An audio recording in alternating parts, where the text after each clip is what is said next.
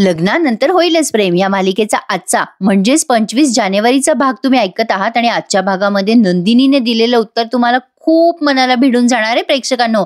तर सुरुवातीला बघा, रम्या नंदिनीला म्हणते, लहानपणापासून आम्ही सोबत होतो नंदिनी, काही लागलं सवरलं तर आम्ही एकमेकांकडे यायचो, परीक्षेमध्ये चांगले मार्क पडले तर एकमेकांना दाखवायसाठी आम्ही धडपडायचो. आयुष्यातले, मनातले आणि शरीरातले सगळे बदल एकमेकांसोबत शेअर करत आम्ही मोठं झालोय आणि आयुष्याच्या अशा टप्प्यावर कोणीतरी दुसरे येऊन सांगतंय मला की सगळं म्हणजे माझ्या पारचं लग्न नंदिनीशी होणार.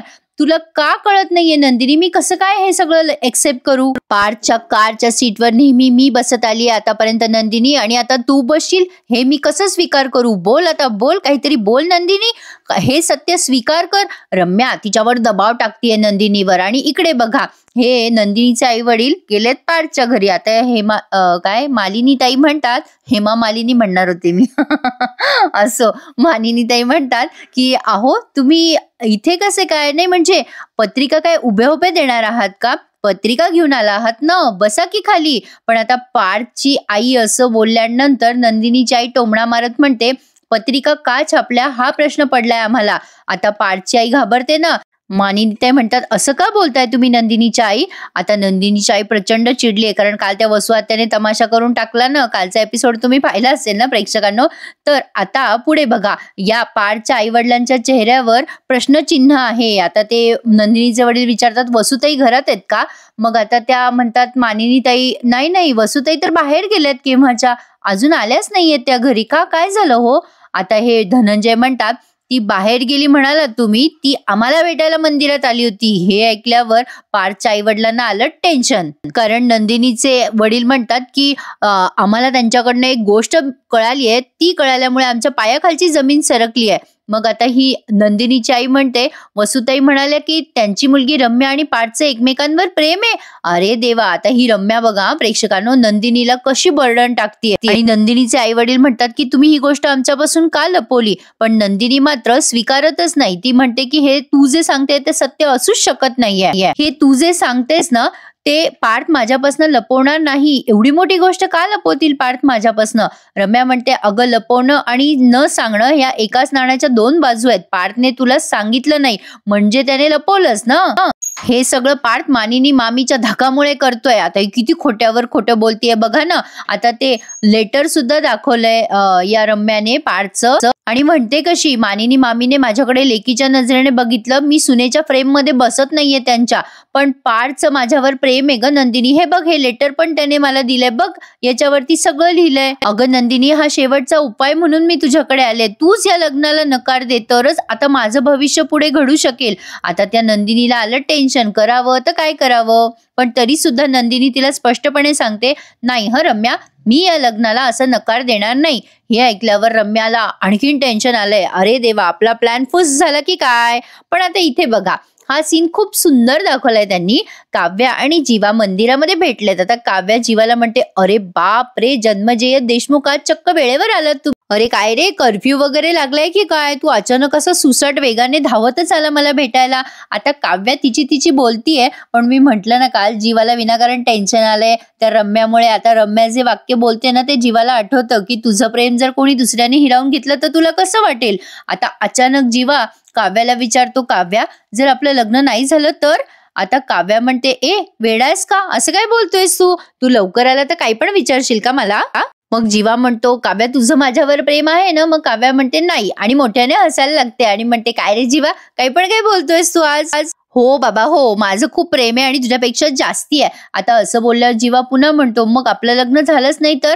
आता काव्या रडायलाच लागते आणि म्हणते, असं का बोलतोयस रे तू? आता मी ना तुझ्याशी बोलणारच नाहीये, आणि आपलं लग्न होणार म्हणजे होणार आहे, असं वेड्यासारखं नको बोलूस. आणि काय झालं रे तुला आज, असं का बोलतोयस? काय झालं रे जीवा? ठीक आहे ना सगळं? पण ठीक नाहीये सगळं असं दिसतंय तुझ्या बोलण्यावरनं. काय झालंय सांगशील का जीवा? प्लीज बोल. आता जीवा काहीच बोलत नाही तिला, आणि जरा सिरियस असतो, पण नंतर पुन्हा हसतो आणि म्हणतो, अगं काही नाही, असंच माझ्या डोक्यात काहीतरी आला विचार म्हणून बोल. पण खरंच सांग काव्या, जर तुझं आणि माझं लग्न नाही झालं तर? आता काव्या खूप सिरियस झालेली आहे. काव्या म्हणते, जर दुसऱ्या कोणी माझ्या गळ्यात मंगळसूत्र घातलं ना तुझ्याशिवाय, तर मी माझी मान कापून घेईल. लग्न करेल तर तुझ्याशीच करेल, मी तुझ्याशिवाय राहूच शकणार नाहीये जीवा. आता पुढे जर काही विचारलंस ना वेगळं तर बघ मी बोलणार नाही तुझ्याशी, असं म्हणून ती रडायला लागते. आता जीवा पण रडतो आणि म्हणतो मी पण नाही राहू शकत ग तुझ्याशिवाय, सो सॉरी, मी तुला असं विचारलं. आता काव्या म्हणते आता नको रडवस, मला जा, मला नाही बोलायचं तुझ्यासोबत, मी निघाले आता, बाय. जीवा म्हणतो अगं कुठे चालली आहेस? काव्या म्हणते जीव द्यायला नाही चाललीये मी, पत्रिका वाटायला चाललीये, इथेच चाललीये मी, तू जा बरं जीवा, मला नाही बोलायचं तुझ्याशी, असं म्हणून चिडून निघून जाते. आता ती निघून जात असताना तिथे काही गुंड मुलं असतात जे तिची छेड काढतात. आता काव्या त्यांच्यावर चिडते आणि म्हणते काय रे, काय बोललास? तेव्हा तो मुलगा म्हणतो अगं तुला नंबर मागितला मी चिकने. आता काव्या चिडते आणि म्हणते एक लगावून देईल ना तुला. तो मुलगा खूप अगदी उद्धटसारखा बोलतो आणि म्हणतो मग कर की टच, त्यानिमित्ताने टच करशील, असं म्हणून आता काव्या खूप संतापते. आधीच तिला टेन्शन आलेलं असतं आणि त्या मुलाच्या तोंडात मारते. तेव्हा ते मुलं तिची छेड काढायला लागतात आणि जीवा तिथे येतो आणि मग इथे जरा फायटिंग सिक्वेन्स त्यांनी दाखवलाय, बऱ्याच वेळ दाखवलाय. त्यामुळे जरा एपिसोड लहान होता प्रेक्षकांनो, तर आता पुढे बघा ते मुलं पळ काढतात कारण जीवा त्यांना खूप मारत असतो, पण जाता जाता म्हणतात की तुझं या मुलीशी कधीच लग्न होणार नाही, कारण जीवा त्यांना मारताना ओरडत असतो ना, माझ्या होणाऱ्या बायकोवर हात टाकतोस, दाखवू का तुला? आता काव्या घाबरते जेव्हा तो मुलगा असा बोलतो आणि म्हणतो असा का बोलला रे जीवा तो मुलगा, खरंच आपलं लग्न होणार नाहीये का? म्हणजे बोलायशी आणि व्हायशी एकच गाठ पडली असं म्हणायला हरकत नाहीये. म्हणजे आता मगाशी जीवा म्हटला आणि तोच प्रश्न ह्या मुलाने रिपीट केला, त्यामुळे काव्या आणखीन डिस्टर्ब झाली आहे. जीवा म्हणतो वेडी आहेस का तू, असं होणं शक्यच नाहीये, आपलं लग्न होणार म्हणजे होणार. आता कावळ्याच्या शापाने काही गायी मरत नाही, हे खरं आहे. आता त्या मुलाने जाता जाता असं वाईट बोललं, पण काव्या डिस्टर्ब होते, पण मग दोघेही एकमेकांना शांत करतात. जीवा म्हणतो वेड्यासारखं बोलायचं नाही हं काव्या, आपण दोघं कायम एकमेकांच्या सोबत आहोत, आपण कधीच एकमेकांना सोडून जाणार नाही आहोत, दोघांचं एकमेकांवर प्रचंड प्रेम आहे हे आपल्याला दिसतंय प्रेक्षकांनो. जीवा म्हणतो काहीही झालं तरी लग्न आपलंच होणार. आता काव्या आणि जीवा एकमेकांकडे इमोशनल होऊन बघत असतात तेव्हा मालिकेचं शीर्षक गीत त्यांनी ऐकवलंय. पण इकडे बघा नंदिनीचे वडील प्रचंड चिडलेत त्या पार्थच्या वडील. मानिनी ताई म्हणतात हे बघा तुम्ही गैरसमज करून घेऊ नका, रम्या आमची निवड कधीच नव्हती. मग आता ते धनंजय विचारतात पार्थचं काय, त्याचं जर रम्यावर प्रेम असेल तर? मग आता ते पार्थचे वडील म्हणतात नाही रे बाबा, अरे हे सगळं कन्फर्म केल्यावरच आम्ही तुझ्याकडे ठिकाण घेऊन आलो होतो, आणि लग्नाच्या बाबतीतच काय कुठल्याच बाबतीत लपवा छपवीचा प्रकार मलाच आवडत नाही रे. अरे आम्हाला हे सगळं नंतर कळलं, आम्ही वसुताईची आणि रम्याची समजूत घातली, आटोकाट प्रयत्न केला, पण आज न वसुताईंनी असं वागायला नको होतं. आता मानिनी ताई पण म्हणतात हो ना, त्या अशा का वागल्या कळतच नाहीये. मग आता हे धनंजय म्हणजे नंदिनीचे वडील म्हणतात अरे ते सगळं ठीक आहे, पण आज त्या ज्या पद्धतीने बोलत होत्या ना, मला नाही वाटत माझी मुलगी या घरामध्ये येऊन सुखी राहील. एखाद्याने डोक्यात राग घातला ना तर बाकीच्या सुखांची राख रांगोळी होते. तसंच वसुताई कडवटपणे बोलत होत्या रे मंदिरामध्ये आज, त्या जे काही बोलल्या ते सगळं यांनी सांगितलंय त्या पार्थच्या वडिलांना. नंदिनीचे वडील म्हणतात अरे जर वसुताई दुसरीकडे असता तर फरक नसता पडला, पण वसुताई याच घरात राहतात आणि त्यामुळे खूप मोठा फरक पडणार आहे. मला नाही वाटत की माझी मुलगी तुझ्या घरात आनंदाने राहू शकेल. आता बघा प्रेक्षकांनो, यांना खूप टेन्शन आलंय आता अजून पार्थच्या आई वडिलांना. पण आता नंदिनीने जे उत्तर दिलंय ना ते भारी दिलंय.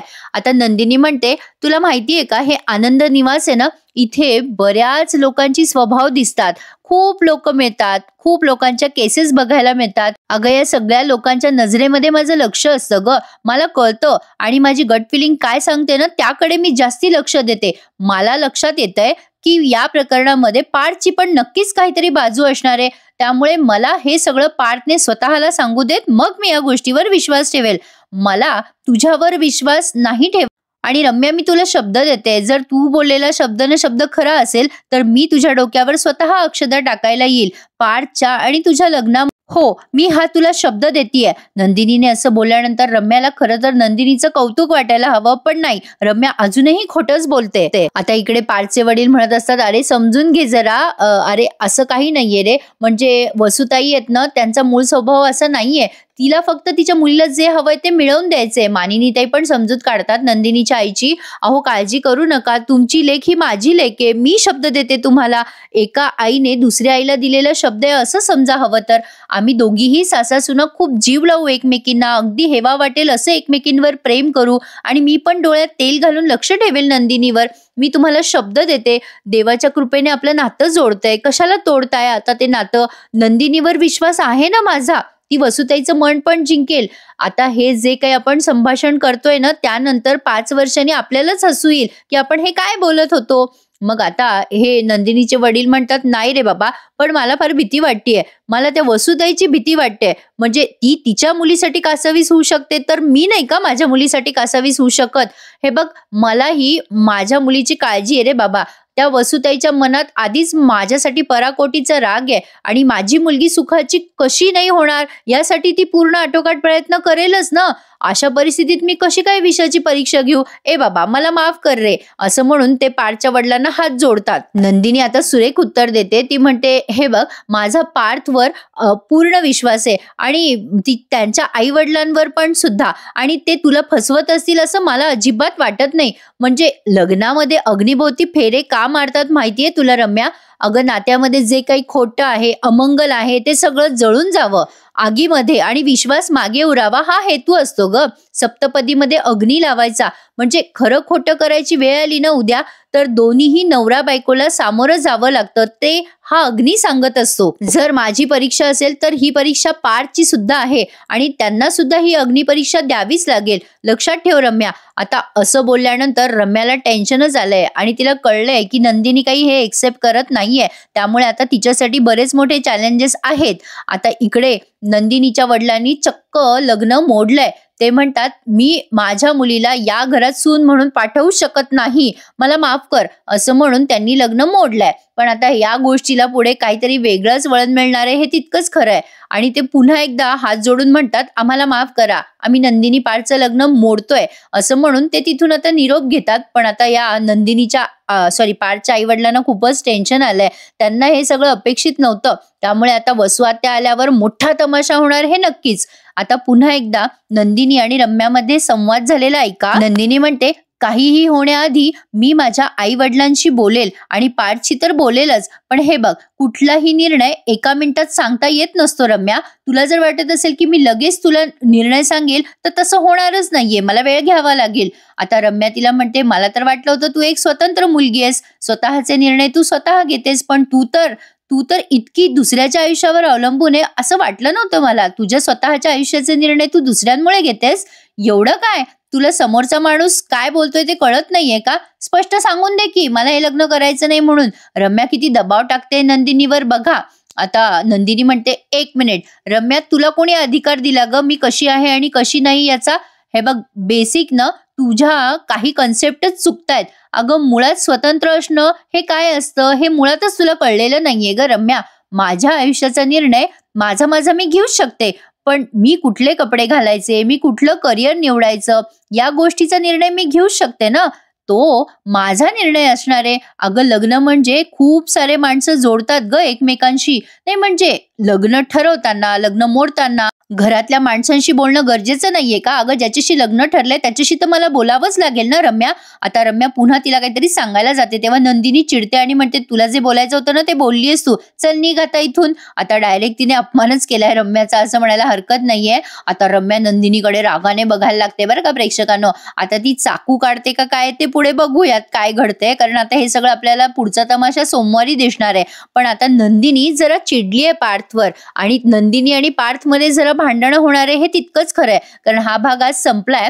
पुढच्या भागात त्यांनी दाखवलंय नंदिनी पार्थ अशी भेटलीये, पण तत्पूर्वी ऐका, रम्या जाताना टोमणा मारते नंदिनीला आणि म्हणते, हे बघ, तुला बोलायचंय ना तर फक्त पार्थशीच बोल, मानिनी मामी समोर बोलू नको. त्याच्या आईच्या धाकाने तो तुला खरं सांगणार नाहीये. पण तरी सुद्धा नंदिनी तिचंच ऐकते असं दिसतंय, कारण ती पार्थशीच बोलताना दाखवलीये नंतर. आता नंदिनी पार्थला म्हणते, आपलं लग्न झालेलं नाहीये अजून आपलं लग्न व्हायचंय. पण उद्या आपलं लग्न झाल्यावर तुम्हाला असं नको वाटायला की रम्या तुमच्यासाठी योग्य साथीदार होती. तुम्ही माझ्या आयुष्यात नसलात तरी मी मजेत असेल. आता असं बोलल्यानंतर पार्थला ते जिव्हारी लागतं आणि तो म्हणतो, म्हणजे आपलं लग्न मोडलं तर तुम्हाला काही फरक नाही पडणार? नंदिनी यावर काहीच उत्तर देत नाही आणि मग हा चिडतो पार्थ आणि म्हणतो, ठीक आहे, असं असेल तर आज मी सगळेच विषय फायनल करून टाकतो. आणि असं बोलून तो कुठे निघून जातो माहित नाही, पण तो तिथून निघून गेलाय.